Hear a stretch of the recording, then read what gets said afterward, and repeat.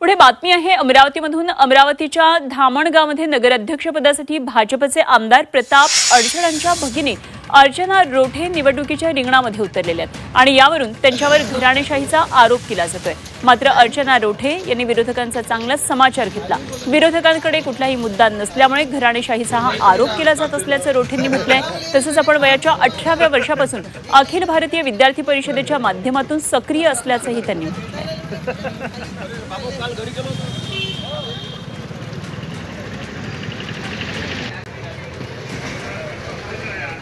त्यांचे अमरावतीतल्या प्रतिनिधींनी त्यांच्याशी केलेली ही बातचीत पाहूया।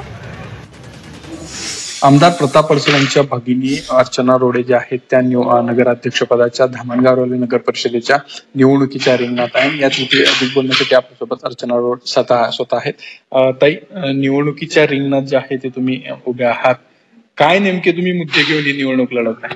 सलग 15 वर्ष भारतीय जनता पार्टीच्या ताब्यात जनतेने नगर परिषद दिली। तोच विकासाचा मुद्दा घेऊन अधिक गतिशीलतेने आम्ही समोर जाणार। चांदूर रेल्वेमध्ये जर पाहिलं तर हर्षवर्धन सपकाळ यांनी काँग्रेसचे प्रदेशाध्यक्ष घराणेशाहीचा आरोप तुमच्यावर केलेला आहे, कशा प्रकारे आला उत्तर?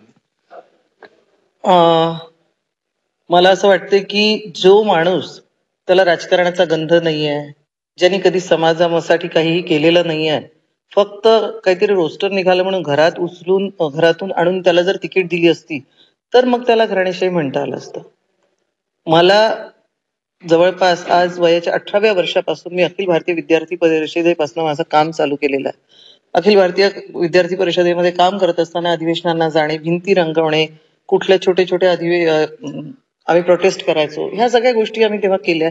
त्यानंतर मी भारतीय जनता पार्टीचं काम करत असताना कुठली नगर परिषद असो, कुठली ग्रामपंचायत असो, जिल्हा परिषद असो, प्रत्येक इलेक्शन मध्ये असो, कुठल्याही मुद्द्यावर असो, शेतकऱ्यांच्या मुद्द्यांवर असो, हे सगळे कामं केले आहेत। त्यानंतर कितीतरी मेडिकल हेल्थ कॅम्प मी घेतलेले आहे आणि आम्ही महिला आघाडीने घेतल्या। भारतीय जनता पार्टीची जी आमची महिला आघाडी आहे त्याच्यामध्ये मी कधीपासून सतत काम करते आणि इतक्या वर्षानंतर जेव्हा हा विषय उपस्थित होतो तेव्हा मला बोलणाऱ्यांची पण कीव करावीशी वाटते।